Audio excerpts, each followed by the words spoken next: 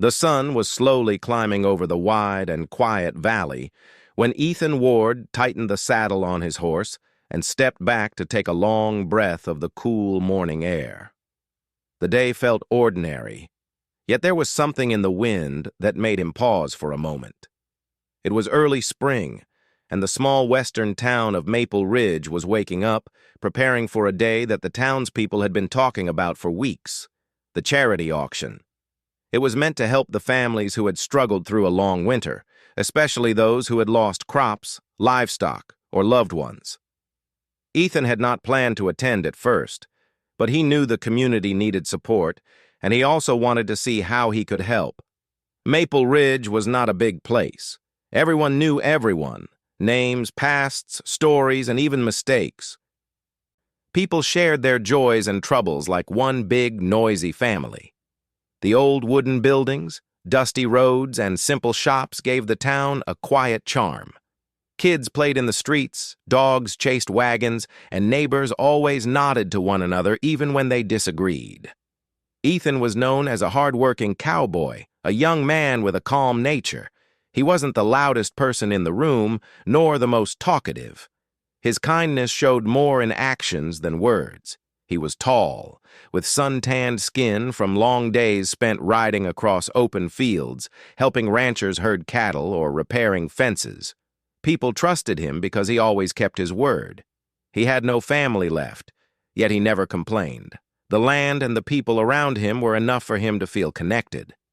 That morning, after securing his horse, Ethan rode into town, passing the endless fields and waving to neighbors who were already out working. As he reached the heart of Maple Ridge, he could see groups of people gathering near the old town hall. Banners hung across the wooden posts, and long tables were set up, displaying handmade goods, baked pies, knitted scarves, and small tools donated for the auction. The air carried the smell of fresh bread and brewed coffee. People chatted excitedly about what items would be sold and how much money the town might raise. But beneath this cheerful atmosphere was a quiet story that touched everyone's heart: the story of Clara Mayfield. Clara was a 19-year-old girl who lived a little outside town in a small wooden cabin with her younger brother, Samuel. They had lost their parents years ago, and Clara had taken responsibility for her brother ever since. She worked from early morning till sunfall, doing laundry for neighbors, sewing clothes, and sometimes helping at the bakery. Still, despite all her effort, life had not been kind recently. Samuel had fallen sick during the winter, and the treatment he needed cost far more than Clara could ever save. Everyone in town knew about Clara's struggle. She was gentle, polite, and always tried to smile even when things were difficult. People admired her strength but felt helpless, unable to do enough.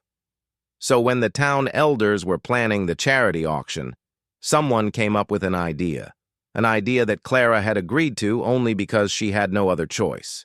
She would volunteer for a simple service auction. People could bid for an afternoon of her help with chores, maybe sewing, cooking, or cleaning. It was meant to be harmless, a way to raise money for Samuel's medicine. Yet Clara felt deeply embarrassed. She didn't like the thought of people bidding on her time, as if she were an object. But she loved her brother more than her own pride. So she said yes. When Ethan arrived, he noticed Clara standing near one of the tables, nervously twisting the edge of her apron. She kept her eyes low, avoiding attention. Many townsfolk were whispering, some expressing sympathy, others simply curious. Ethan saw the strain on her face and felt a small tug in his chest. He knew Clara. Not closely, but enough to respect her courage. She had always been polite, soft in manner, but strong in spirit. He admired how she handled her responsibilities without asking for help. He tied his horse near the post and walked into the crowd. People greeted him cheerfully, but Ethan's eyes kept drifting back to Clara. She looked alone despite being surrounded by people.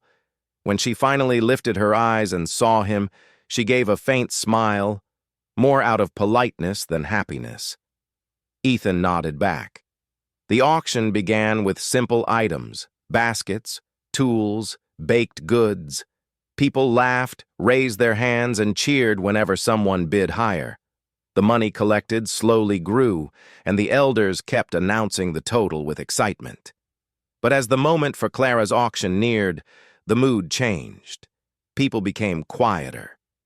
They knew how delicate the situation was. Clara stood near the platform, her hands clasped tightly together. Her cheeks were pink with embarrassment, and she tried not to look at the crowd. She never wanted to be the center of attention, but now she felt as if every pair of eyes was watching her, judging her, or feeling sorry for her. Neither feeling brought her comfort. When the elder finally announced her name, the crowd became still.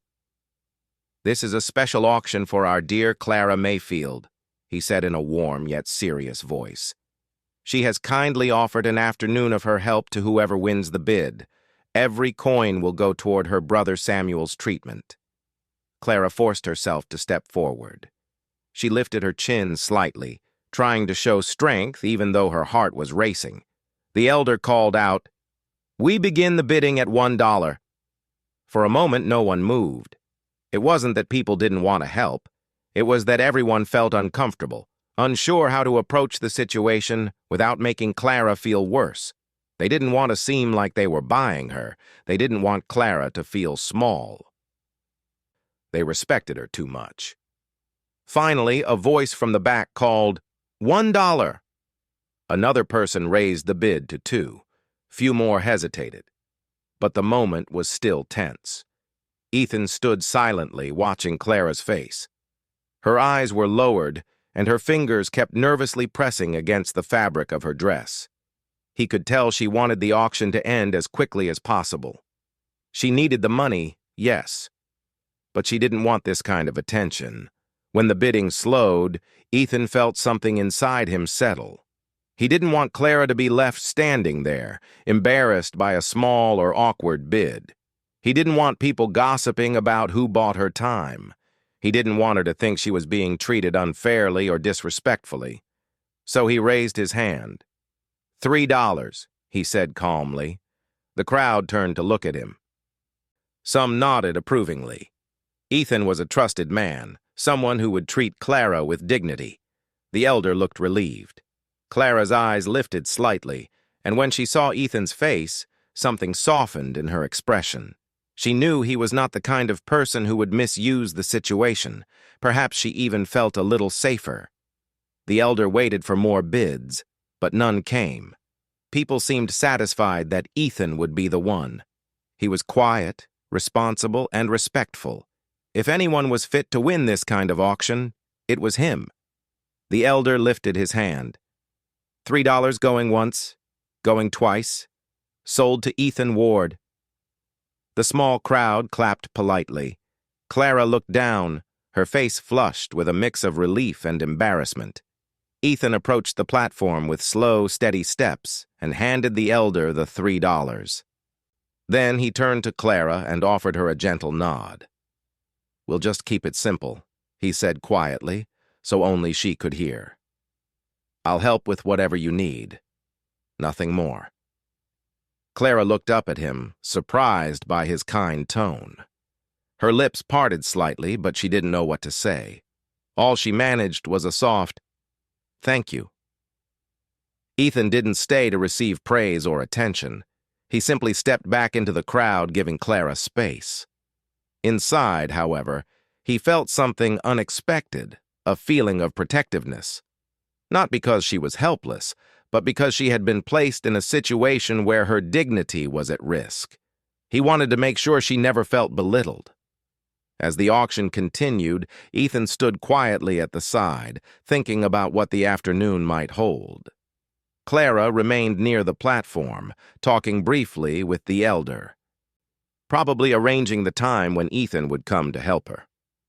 The sun grew warmer, and the crowd slowly broke apart as people headed back to their daily activities. Ethan stayed long enough to see Clara walking away from the auction area, her shoulders slightly more relaxed than before. Maybe she felt relieved the moment had passed. Maybe she trusted that Ethan wouldn't make her uncomfortable. Or maybe she was simply grateful the town had shown support. Ethan watched her walk for a moment, then turned away, unaware that this simple act, raising his hand for a $3 bid, would become the beginning of a story that no one in Maple Ridge would ever forget. Clara walked home from the auction with slow steps, trying to calm the storm of thoughts inside her mind. The sky was bright, the birds were singing, and people around her seemed cheerful, but her heart felt heavy and confused. She kept replaying the moment when Ethan Ward had raised his hand and bid $3 for her time. She knew he meant no harm, yet the idea of someone bidding on her made her chest tighten. It wasn't Ethan she feared. It was what the town might think. She turned onto the narrow path that led to her little cabin. Her brother Samuel sat outside on a wooden stool, wrapped in a blanket, trying to enjoy the sunlight. When he saw Clara approaching, he gave a warm smile, the kind that always softened her heart. "You're back," he said, his voice weak but cheerful. Clara nodded and forced a smile. "Yes." The auction ended. "Did it go well?" he asked gently. Clara hesitated for a moment. Samuel was only 14, but he understood more than most people his age. He could sense her feelings without asking. She didn't want to worry him, but she also didn't want to lie. "It went fine," she finally said. "People were kind." Samuel looked at her for a long second, then nodded without pressing further. He trusted her. Clara went inside the cabin, placed her apron on the table, and tried to distract herself by cleaning and preparing lunch. But her mind kept wandering back to Ethan. She had always seen him from a distance, a man who worked quietly, never trying to impress anyone. He was polite, respectful, and known for helping neighbors without expecting anything in return. If anyone had to win the bid, she was grateful it was him. But that didn't stop the uneasy feeling in her stomach. Later that afternoon, Clara and Samuel ate a simple meal. Samuel kept glancing at his sister, unsure whether to ask what troubled her. After they finished, Clara stepped outside to get some fresh air. She looked at the rolling hills, the quiet fields, and the small wooden fence that surrounded their home. Everything felt peaceful, yet her heart was anything but peaceful. She worried about the town's whispers. Maple Ridge was small, and small towns loved to talk. She imagined people saying, "Ethan bought Clara for $3, or worse, twisting the story into something embarrassing. She couldn't bear the thought of being treated like an object. While Clara sat on the steps, thinking, Ethan walked down the same dirt road that led to the cabin. He had promised to come in the afternoon and planned to keep his word. He carried a small bag with tools. He didn't know what tasks Clara might need help with, so he brought the basics. Ethan noticed Clara sitting outside, lost in thought. She looked up when she heard footsteps, and her eyes widened slightly in surprise. "Good afternoon," Ethan said with a calm voice, stopping a few steps away to make sure she didn't feel uncomfortable. Clara quickly stood up, smoothing her dress. "Good afternoon. I wasn't expecting you this early. I hope I'm not troubling you," he said. "I can come back later if needed." "No, it's fine. You're welcome." Ethan nodded and glanced around the small yard. The cabin looked old and worn down. The wood had darkened from weather, the fence leaned slightly to one side, and the front steps had cracks. Ethan didn't judge. It was clear that Clara had kept everything together with limited resources. Samuel peeked from the doorway and waved at Ethan. "Hello, Samuel," Ethan greeted. "How are you feeling today?" Samuel smiled shyly. "A little tired, but I'm fine." Ethan nodded and tried to think of where to begin. Clara stood quietly, hands folded, waiting for him to speak. She looked nervous, as if expecting something uncomfortable. Ethan noticed her expression and felt a pang of sympathy. "I came to help," he said softly, "but only with what you want. You can tell me if there's a chore you need done." Clara opened her mouth, closed it, then tried again. "I don't know where to start." "That's all right," Ethan replied. "We can look around together." They walked slowly across the small yard. Clara stayed a little behind him, unsure how to behave. She felt awkward, embarrassed, and confused. The silence between them felt heavy, yet Ethan didn't rush or push her to talk. They stopped near the woodpile behind the cabin. Most of the logs were unevenly cut, and the pile was nearly empty. Winter had taken most of their firewood, and Clara hadn't had time to gather more. Ethan pointed at it gently. "I can chop wood for you." Clara nodded. "Yes, that would be helpful." Ethan set his tool bag aside and picked up the old axe leaning against the wall. He examined it closely. The handle was worn, but it would still work. Without saying another word, he positioned a log, lifted the axe, and brought it down with strong, steady force. The log split cleanly. Clara watched him from a distance. Ethan moved with calm confidence, not trying to show off, not trying to draw attention. He simply worked. Each swing of the axe was controlled and purposeful. Clara felt some of her tension slowly fade. She began to understand that Ethan was not here to take advantage of her situation. He was here to help, just as he said. Samuel came outside again and sat on the steps, watching Ethan with admiration. "He's strong," Samuel whispered to his sister. Clara gave a small smile. "Yes, he is." After about half an hour, Ethan had created a neat pile of firewood. He wiped his forehead, then looked at Clara. "Anything else you need?" he asked, still polite. Clara hesitated. She wanted to say no, not because she didn't need help, but because she didn't want to feel like she owed him anything.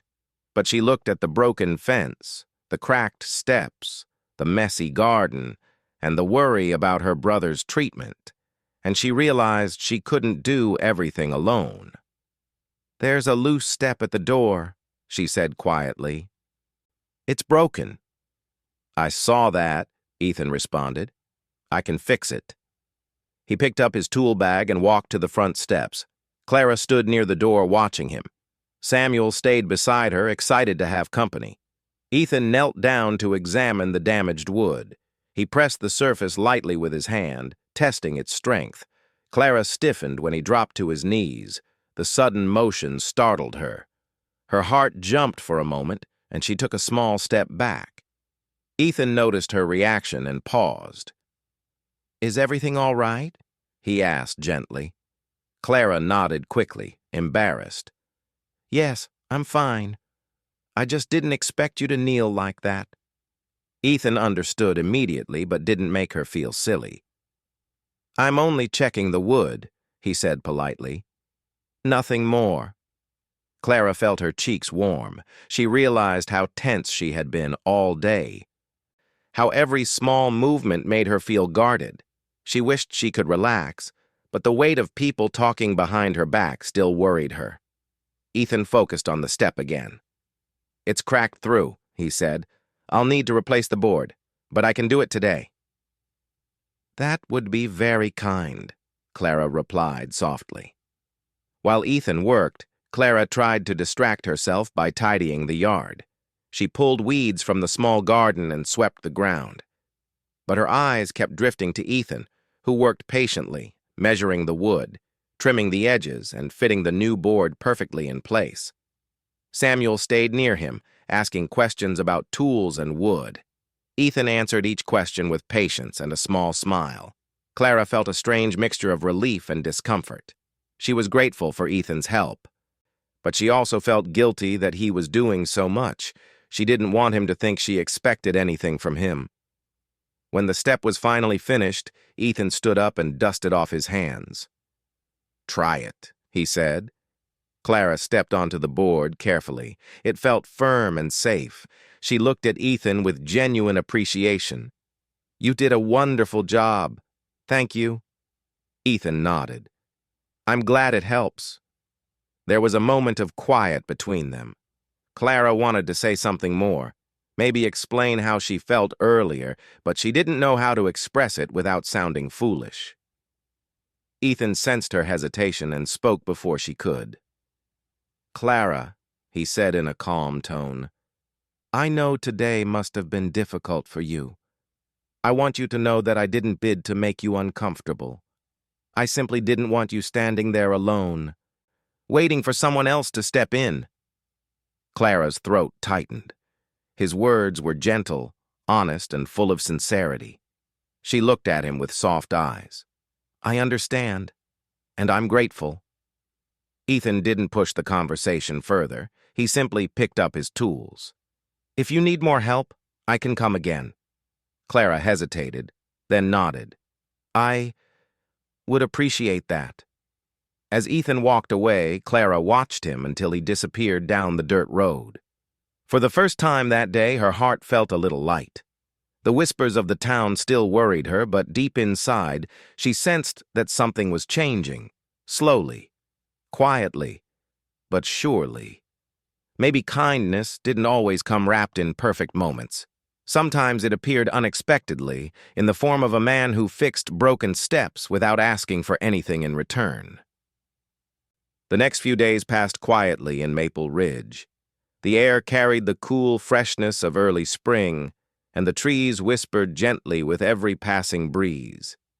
Ethan returned to his regular work on the ranch, mending fences, moving cattle, and checking the fields. Yet, even while busy, his thoughts often drifted back to Clara and Samuel. He wondered how they were doing, if the new wooden step was holding well, and if Clara still felt uncomfortable about the auction. He didn't want to disturb her too often, so he told himself he would wait until the weekend before visiting again. But as time passed, he realized that his worry wasn't the usual concern he felt for neighbors. It was deeper, more personal. He cared about Clara's well-being more than he wanted to admit, even to himself. Clara, meanwhile, was also trying to understand the strange mix of feelings inside her. She thought about Ethan's help, his polite voice, and the calm way he had fixed the step while talking kindly to Samuel. There was something steady about him, something gentle.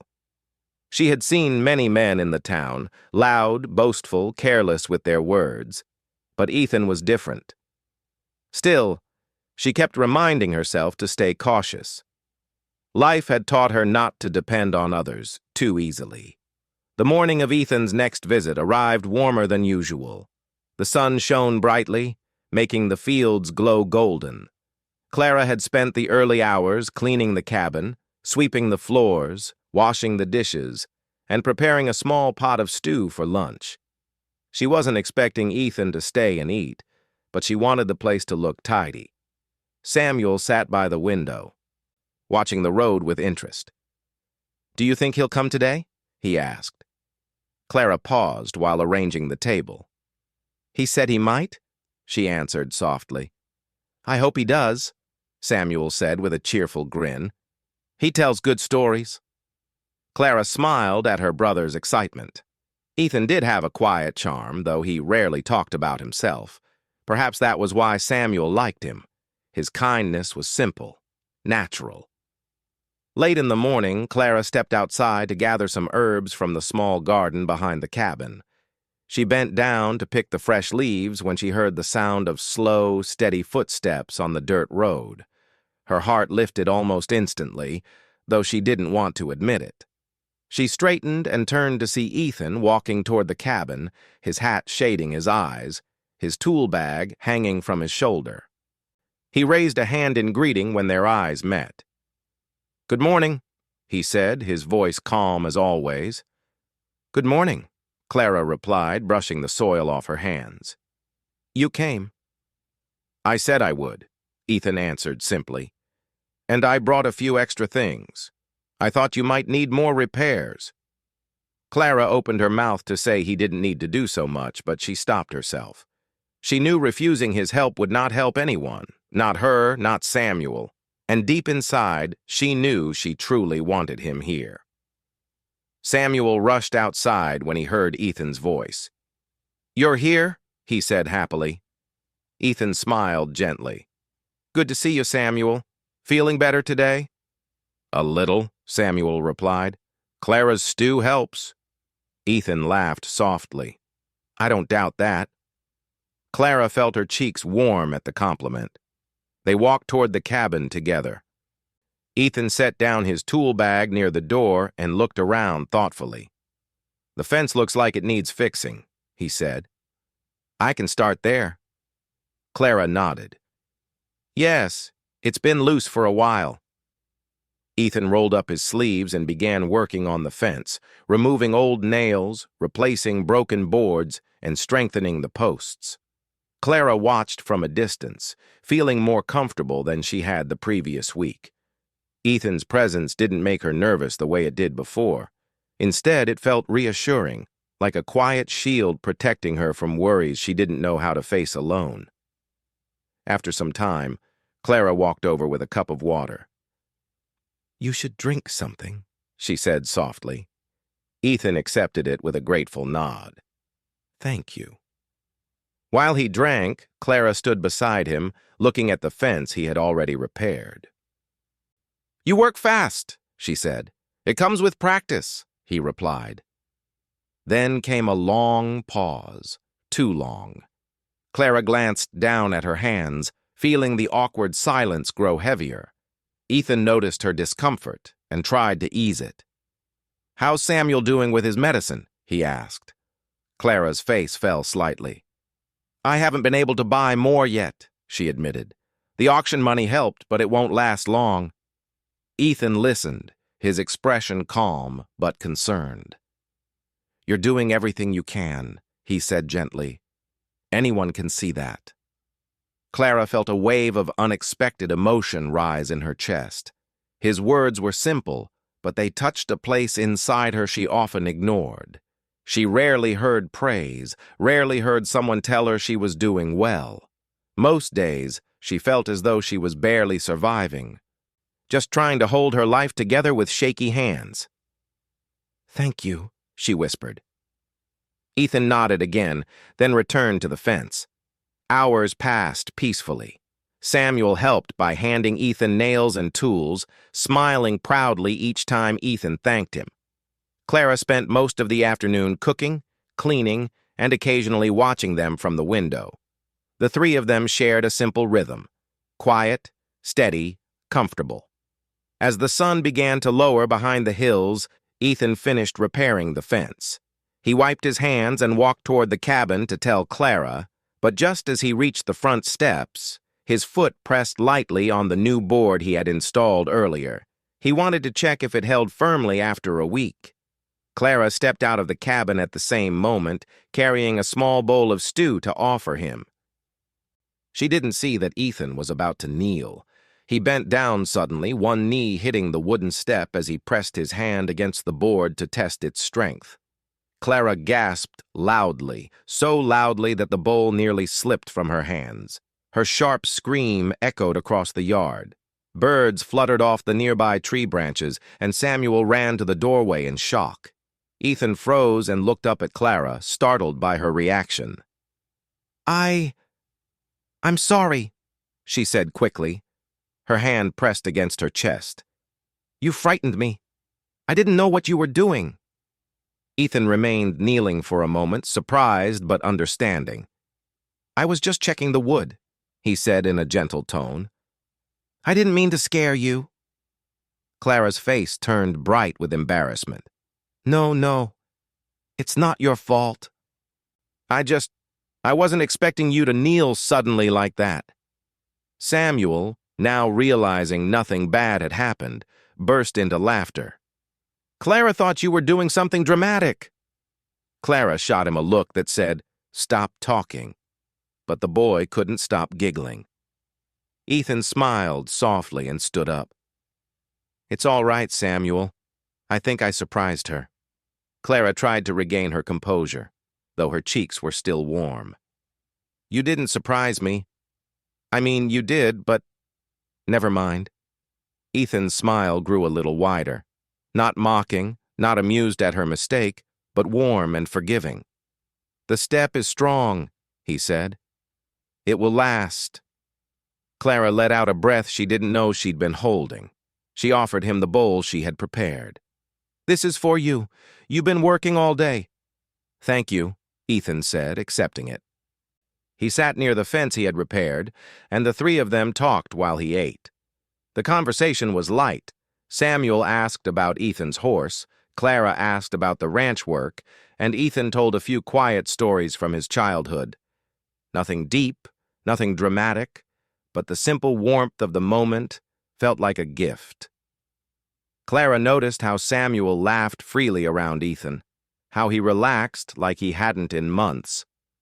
She also noticed how safe she felt, sitting there in the soft evening light, with Ethan's steady presence close by.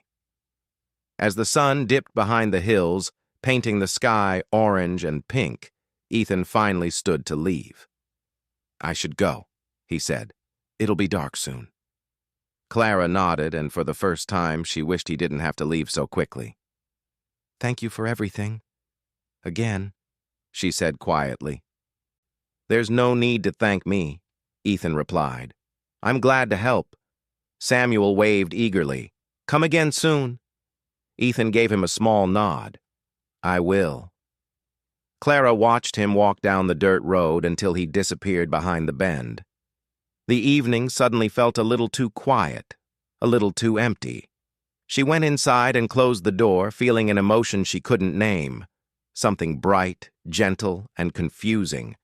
Something she hadn't felt in a long time. Maybe it was hope, or maybe it was the beginning of something she was too afraid to imagine.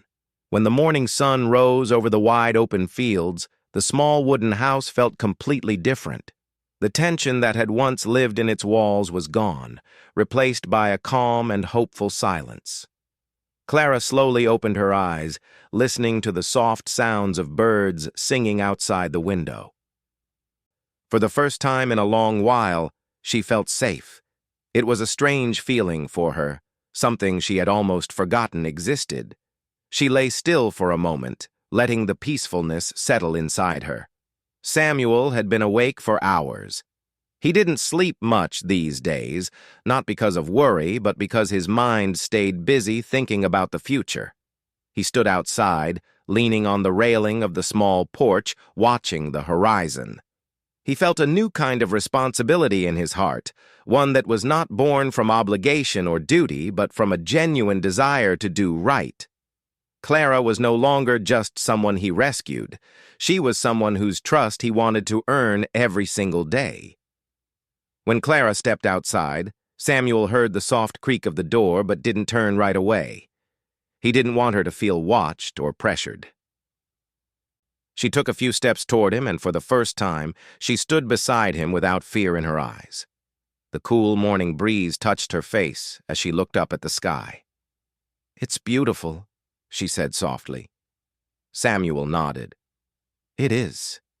Days like this feel like a fresh start." Clara glanced at him, noticing the tiredness around his eyes, but also the gentleness in them. She wondered how someone could carry so much strength and still manage to show kindness. She sat down on the porch step and wrapped her arms around her knees.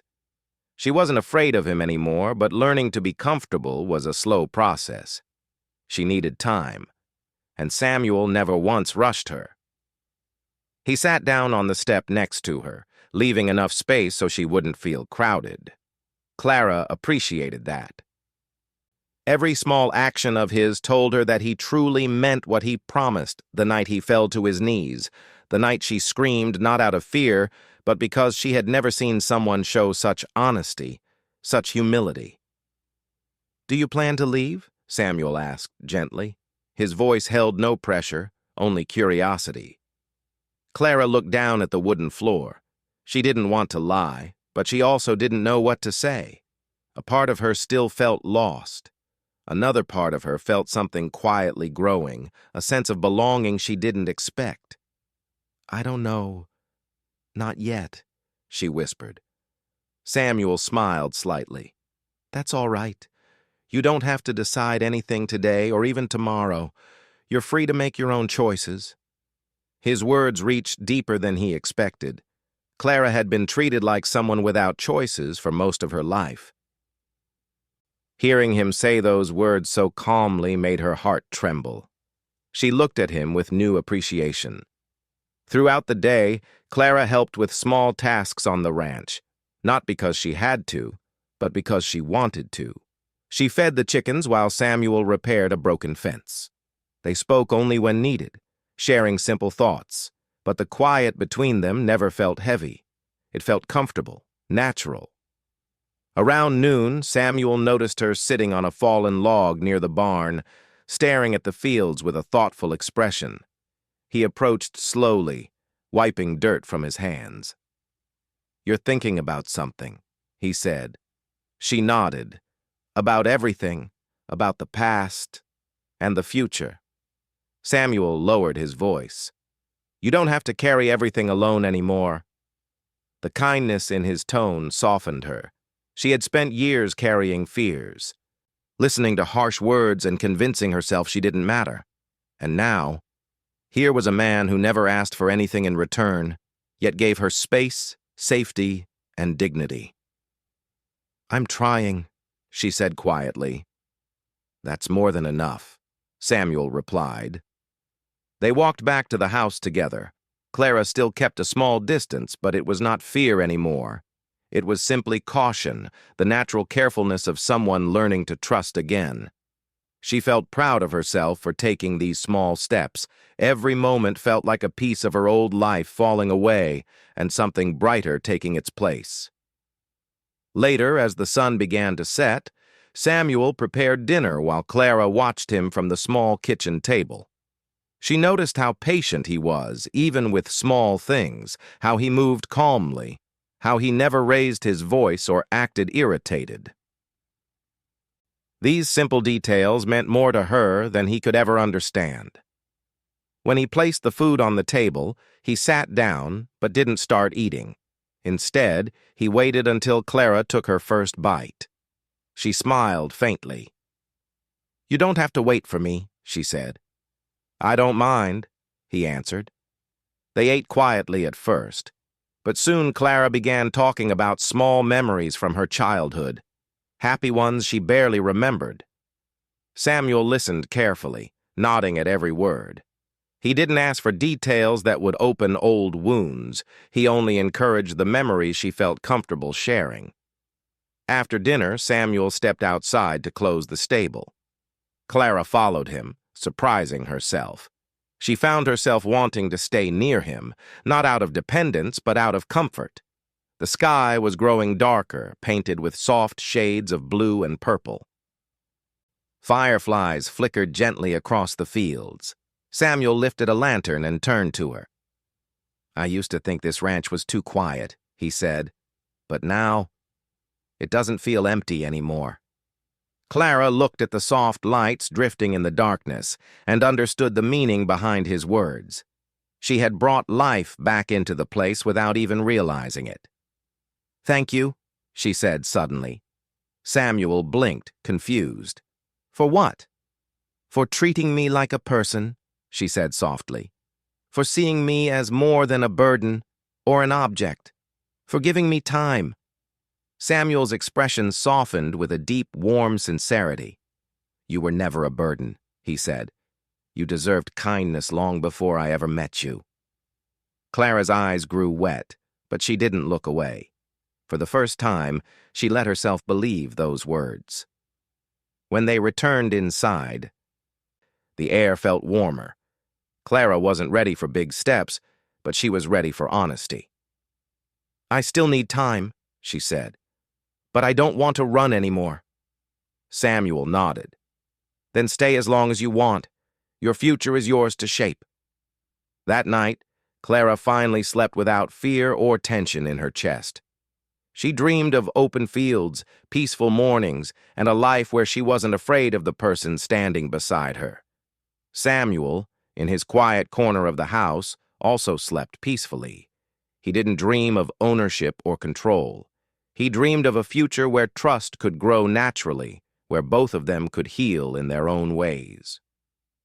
Over the next few weeks, their bond strengthened slowly but beautifully. Clara learned how to ride a horse with Samuel guiding her from a respectful distance. She laughed more often. She walked with confidence. She began to think about things she never imagined, like education, goals, and her own purpose. Samuel never pushed her toward any direction. He supported her choices no matter what they were. Clara eventually found the courage to say something she had been holding inside. "I don't want to leave," she told him one evening, her voice steady.